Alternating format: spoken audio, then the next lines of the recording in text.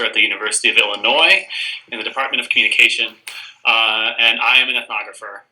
And I've been using ethnographic methods. Well, I guess I got my first flavor as an undergrad as a research assistant with Professor Diane Bailey, who was a member of the faculty at Stanford at the time, and I've kind of been hooked on it ever since. So I'm going to talk to you guys today about a specific project that I've worked on.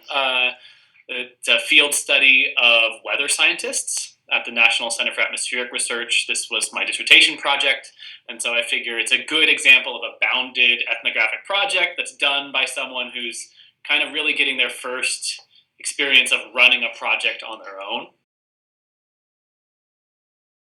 So how do you find a site? How do you get into a site, and how do you end up at a place like NCAR, especially if you're a social scientist, who doesn't really have any background in atmospheric science? So for me, when I was trying to find a site to do my dissertation research, I was driven by a research question, or maybe not a question, but so much as an interest. I had this growing interest in how people who come from different technical, occupational backgrounds, what's the work that they do to get stuff done together, right? How do you build a relationship that allows you to kind of combine different sources of knowledge? And I also had this growing interest in how people built images and kind of displayed complex data to achieve this type of work. And so when I was trying to find a place to ask the sorts of questions I was interested in, I was looking for sites that kind of seemed like good examples to do this sort of stuff. And I actually had lines on 3 different potential research sites. So one was going to study automobile engineers. I had worked for General Motors for a couple of years out of college, and I actually had done some research in the automobile industry before. So it was a context I was familiar with. I knew that there was disciplinary boundaries and all that sort of stuff. The second was I had some ins to folks who do simulation and safety modeling for nuclear power plants. So this seemed like a potentially interesting site to me because, well, they're doing some really cool science stuff. And one of the interesting things about that site is that there's no empirical data. There are like 5 test cases for these people to work off of. And so building these simulations seemed like kind of a cool context. And the third was NCAR. And so ultimately, how I ended up in NCAR was basically it was the site that I got access to and was able to get access into. And it was really appealing to me because I had a hunch. I didn't really know anything about the weather, but I had a hunch this was a place where people were playing around with lots of different sorts of really complicated data and scientific ideas, right? So I knew a little bit about weather simulations. I knew it would involve a lot of computation, a lot of coding and programming, but also a lot of basic physics. And it's a pretty applied field, right? So people are using these data to try and make decisions on a day-to-day basis. So ended up getting access through common contacts. My advisor had been having a conversation with someone there and really just kind of started a conversation with them, found out that they have this really developed visiting scientist program, and I kind of pitched them on my ideas of understanding how scientists talk about science to people who aren't in their same discipline. They thought that was kind of a cool thing. It vibed with them a bit. And what really was the kicker for me was that my pitch was, you guys usually bring in scientists who you need to babysit. You're not going to need to babysit me. I don't need time on your computer. All I need to do is just kind of hang out with you guys while you're doing your work. And that's just what I do. That's the nature of my science. And so from their perspective, I was a very low investment visiting researcher to have in this space. And so I was able to take advantage of this hook. This really helped with entree into the site. So one of the things that I always talk about when getting into the field is the importance of having some sort of official in, right? It really helped that I had buy-in from the head of the labs, and I had a badge, visiting scientist, and I had an email that said Barley at NCAR rather. There's something about having these legitimate markers of who you are in the organization that help you get into it. For me, I had a particularly difficult challenge because I wasn't an atmospheric scientist, right? So I didn't know anything about the science of building weather models, and I had spent some time before I got into the field reading, um, uh, reading, atmospheric science journals and reading what ethnographic work there is of similar contexts, but realized that what I really needed to do at first was try and get a feel for what people were doing in this space.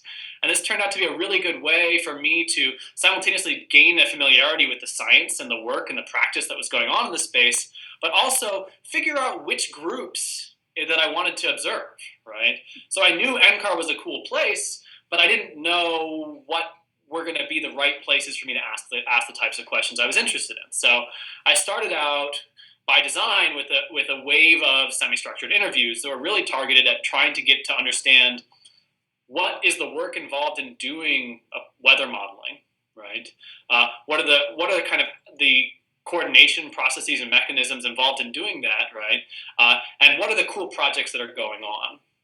And it was really through this first wave of interviews that I found out that there was a subset of scientists in this space who were doing this really cool stuff where they were partnering with organizations that by definition were not weather organizations, right? And this struck me as just totally cool because not only do you have scientists interacting with people who don't know anything about what they're doing, but now you have scientists who care about doing science trying to work with organizations who, by and large, don't care at all about the science. All they really care about is whether they can use the science to their benefit as organizations. So I'm like, there's going to be some great, conflict, some great, tension between motives, what's going on here. This is going to be a really cool context to look at this space. And so to me, this was, I was thankful that I had designed my research in this way, because if I had gone in saying, I'm going to study this group, I would have never found these applied researchers, which turned out to be such a cool context to study, science and how you talk about science in these spaces. So one of the things that, as you come to be a member of this type of community is interesting, always interesting to think about is what is the relationship you develop with these folks that you're working with and observing and interviewing and all that stuff. And for me, I tend to find myself in contexts where people are doing really technical, hard stuff that is very distant from, social scientific training, right? So I often find myself developing a role of, the curious novice or apprentice in these spaces. I make it very clear to my participants that I'm not an expert in the area that they are experts within, and I have my own areas of interest, and I'm happy to talk about why I'm interested in studying them and getting their feedback on what I'm seeing. But I'm going to ask a lot of stupid questions, and I want them to correct me, and I always include the caveat of if I'm ever getting in your way, you can always push me out of the way. I literally said that I was doing some work in children's hospitals once, and one of the ways that I developed rapport with the participants there was to say, literally, push me. Like, get me out of the way if there is ever any situation where I'm hindering you actually, saving a kid's life. So that you develop, an awareness of the context. It helps build a relationship with your participants. A note or two about collecting data. I think one of the things that particularly new ethnographers don't realize or realize the importance of is you really get one shot, to observe these folks in a particular context, right? So one of the things that we often stress as we're teaching new ethnographers is the importance of writing everything down and making sure that you collect everything and write up your field notes the day after, the day of, and all of this stuff. And it's important because, the metaphor is like corrupting data, right? But I can't tell you, how often I've thanked myself for taking the level of detail in notes that I do, because ethnography is so often an inductive approach. You don't know what's going to be interesting until after you've seen it, right? And so to the extent that you can capture as much of that moment, right, while you're in it, or at least shortly thereafter, that opens you up for a much wider range of analyses after the fact, right? And so, an example that came from this is because this study of scientists is because I took such fine-grained notes and recordings of conversations that were going on as I was observing these scientists doing their work, I was able to go back and look at how they use terms like collaborator and sponsor and the context under which they invoke these different terms to speak to the people they're working with. And found some really interesting things about how these types of relationships that we often think of as being distinct relationships are actually far more blurry and brought up in really contextual situations. So I'm going to refer to you as a collaborator if in that moment I think that we have common goals. I'm going to refer to you as a sponsor if you seem to be conflicting with me getting my work done, right? And I'm able to associate the frame that you use with some different communication tactics you might use in that sort of context, right? So detailed data collection is good. Do that. So I'll talk a little bit about kind of you're in the field, you're in the thick of it. One of the things that I continue to have difficulty with, right, is this inherent ambiguity of being a field worker, particularly before you start to see the patterns. There is this moment, particularly early on in the process, where you're just kind of floating and you're like, oh man, I've been here for a month. I've been here for 2 months. What's the new thing that I'm seeing here, right? And it requires a level of faith that I think that I didn't have when I was starting out doing this. And I still kind of work in these early moments in the field where you're like, you're going to get to that point, right? It's an inductive method, and you have to trust the fact that you're doing it in a structured enough way that you're going to get to the point where you have this aha moment, right? And so for me at NCAR, it was like 3 months into the field work, and these scientists were talking.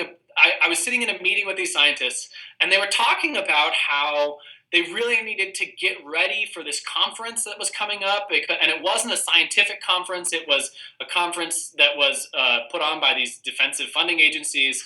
And they were talking about how they knew the values of these people in this context, and they needed to shape the way that they presented their science to them so they could convince them to fund them.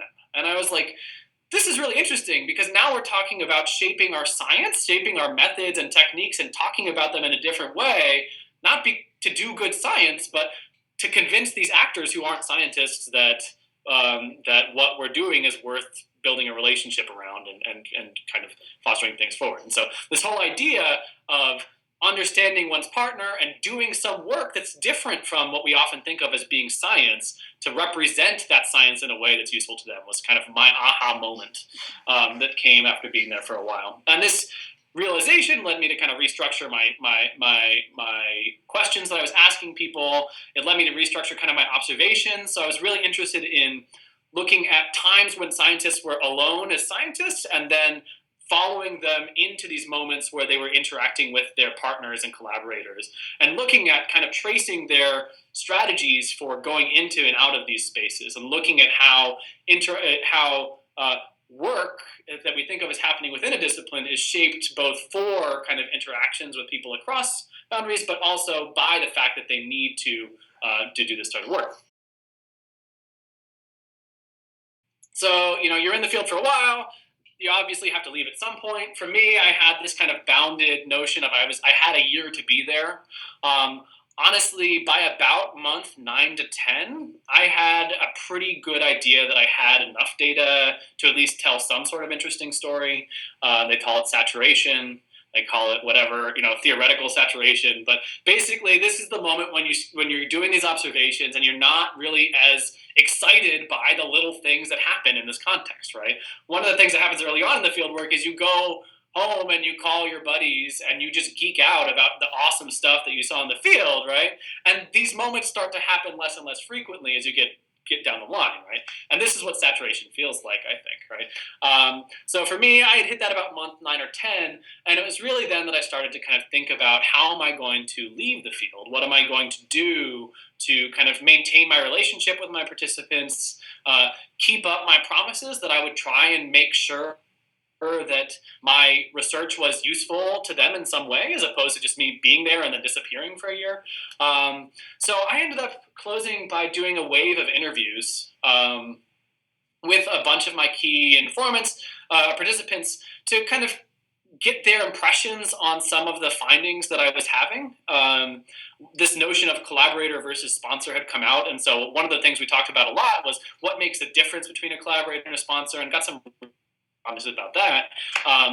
But another key component of these exit interviews was saying, hey, this is the sort of stuff that I'm seeing. Does this vibe with you? What can we do with this? Is there any potential for future interaction? And this was great because, they give you this nice feeling. They gave me at least this nice feeling that, hey, I wasn't making all this up.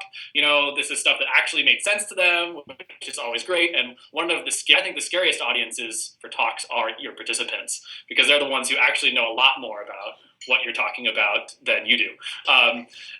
Whereas in most academic settings, you are the local expert, at least in the context that you're speaking about. So anyway, so these final conversations led to really interesting opportunities to continue engagement with the community. I gave a talk at the American Meteorological Society. I came back and gave some talks at NCAR afterward, right, and had kind of interesting conversations about how we might carry on, a partnership between a social scientist and an atmospheric scientist. So think about this. Think about what you've promised and how to maintain these relationships over time, because these people have shared their lives with you, and you kind of owe them, I think, that. So let's see. Talking about kind of the writing and analysis process. So you left the field and you have a pile of data, right?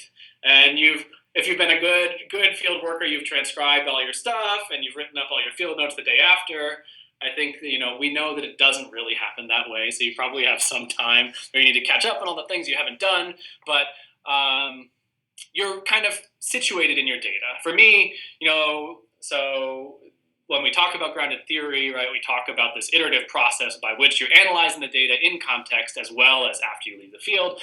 And this is certainly how I at least conceptualize my analysis during this project, right? So this aha moment where I recognized this interesting process was going on was because I had been writing my notes and engaging with them in an open way. We talk about this as open coding, or initial pass at the notes, right?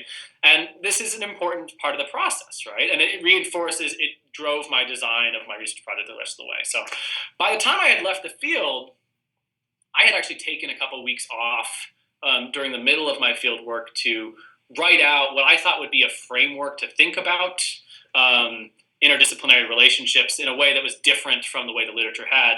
And this framework had kind of 4 processes in it. And the reason that this is important is that each of these processes ended up being a different analysis and slice of my large corpus of data, right? And so that was kind of how I tackled what do you do with your data once you have it. And so for each one of these, I tend to think of my analyses as taking kind of an hourglass shape, right? So if I'm interested in, for instance, how do people build representations of their data, I'm going to start by just looking through all of my data set very broadly and capturing every instance at the level of, a paragraph, right?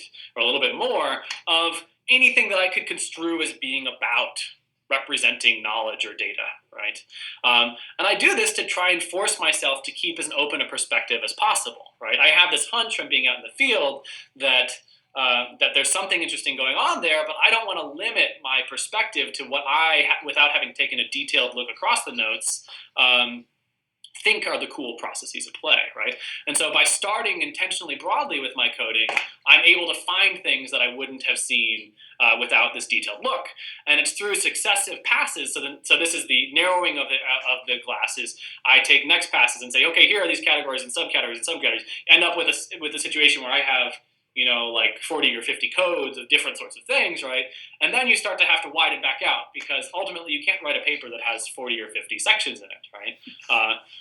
And you can't build a framework that has 40 or 50 processes in it because it's too complex, right? So it's this process of rebuilding and selectively, axially coding and grouping things together, right? So I'm clearly using, a certain model of grounded theory as I'm talking about this. Technically, I'm using Atlas. This is just the tool that I've used forever. But I think, any good qualitative analysis tool is one that is flexible enough to be guided by your analytic strategy. So my big tip about analysis, I think, is that you need to have a strategy, right? And you need to be really rigorous about keeping notes about why you're analyzing the data the way that you are, right? This is something that leads on, I think, to writing it up too. Is uh, one of the thing that makes a good ethnographic methods section in a paper for me is if you don't just say, Corbin and Strauss, or Glasser and Strauss, right, or Sharmaz, or you actually tell me if I can get a feel for how you actually broke down these notes and how that was driven by some sort of object of inquiry that you were interested in. I feel like maybe I'm not going to be able to reproduce what you did exactly, but I get how you saw what you saw and how you were able to isolate the instances of what you saw, and how you were able to bring those things back together to build some sort of coherent story about a social process that is interesting and different, right? And that we don't really know a whole lot about. Which kind of gets this notion of writing up the paper, right? It's writing ethnographic work, particularly for in organizational or management context, can be kind of a frustrating thing, because I think the biggest issue has to do with the genre of a research article is very much written with an underlying assumption of hypothesis-driven research, right? So we have a front end which lays out the coherent research problem. We have at the end of that, we have a research question, and then that research question needs to guide the design of our methods section, which then falls nicely into our data analysis and presentation. And this is kind of backwards from the way that we do most of this type of work, right? So you end up having to do some sort of gymnastics to figure out, how am I going to tell this story where I went into the field with a pretty general idea in a manner that fits into this genre of writing. And so, there's often a lot of, the most difficult thing for me often is the front end, thinking about how am I going to build a front end such that I create a problem without just saying, hey, look, there's a lot of reason to think that this thing happened from the literature, and this thing happens in my notes, right? And so there's, I think, a lot of art involved in building that connection itself. And then the other trickiest thing is that you can't talk about all of your data. There's no way you can, right?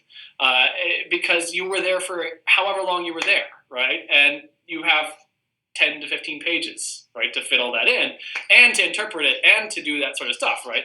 And so I think that what makes writing the findings section so much easier has to do with the structure of your analysis, right? If you've done a good job in your analysis, you have a pretty good idea of the process you need to portray. And your job in the findings section isn't to tell everybody everything about all of the things you saw about this, but to find those few examples that so perfectly capture the mechanisms that you're interested in doing, right? And remembering that your readers won't be as situated in the context that you were, right? So one of my biggest pet peeves is hanging quotations, right, from ethnographic work, because you need to build up a presentation of some sort of quote, and then you need to have some sort of digestion of it so that the reader can see how this participant is doing this thing that you think is so interesting, right? And so as you read ethnographic work, particularly in journals, maybe keep that in mind to see what that looks like. So you write up a story, you write it and you submit it to a journal, and you get reviewers and they read your stuff, and invariably they want you to change everything, right? And this is kind of a moment of epistemic crisis, because you're like, but wait, the trickiest thing for me, I had a paper come out in Org Science in the fall that's developed from these data. And so I guess I'll talk a little bit about that process as an example of this. The framework that is in this paper about weather scientists is not the framework that I was operating on when I was analyzing these data for the first time. And so I presented this paper to the reviewers, and they're like, we love your data, we love the story your data are telling, but we just don't like your framework, right? Which is the thing, if you tell an ethnographer that, it's like, well, but that's so unfaithful for me to change my framework, because that's what was guiding my inquiry and stuff like that here. So I ended up having to rewrite the whole front end, and actually ended up making what was a framework that more faithfully treated my data, right? And I had awesome reviewers and an awesome editor in the process, right? But it was more of this process of being okay with myself reconceptualizing my data, right, after the fact, and kind of trying to figure out a different way to tell the story in a manner that appeals to a broader audience and that sort of stuff too. I didn't get a whole lot of methods critiques for this paper. But the biggest thing that I've gotten in methods section in the past, it has to do with what I said is the distinction between a good and a great kind of ethnographic method section, right? So you get a lot of times, how did you see this process? How did you not see this process? What are the bounds between seeing this and not seeing this? What are the categories? As you're building the codes, as you're finding segments and connecting segments, how are you keep making sure, or doing to the extent that you can, keeping being data driven as opposed to being driven by your own kind of outsider's intuitions. And this balance between the edic and emic is, of course, a huge thing. But to the extent that you can talk rigorously about how you saw what you saw, you'll have a much easier time when it comes to writing the methods section, particularly in the current publishing environment. So I think that's kind of my big story process. As far as kind of my couple of things that pieces of advice I would give to new ethnographers out there, I think that it's important to be comfortable with ambiguity, right? We're often brought up in environments with flavors of kind of positivist notions that we should know what we're going to see when we go out there, but that's just not what this method is about. This method is about discovering things that you don't know anything about, and that's what makes it fun. That's why I love to go out in the field and hang out with weather scientists or automobile engineers or surgeons, because they do really cool stuff and they know a whole lot more about it than I do. And so if I went to the field with the assumption that I would know something that they did, know what I was going to find, that would be not only false, but make me unable to deal with this ambiguity you have early on in the field process. And then, I think the other kind of two things I'd say are be humble. So don't assume that you know anything, and constantly be asking questions to test your assumptions, and be open with your participants. And then being nice gets you a long way. If you're friendly to these folks and super gracious to them about their time, they tend to be much more open to letting you hang out with them and that sort of stuff. But anyway, I love ethnography, as I hope you can tell. And I'm jealous of you as kind of being in this early phase, because it's a really exciting thing to be learning how to do. And yeah, thank you.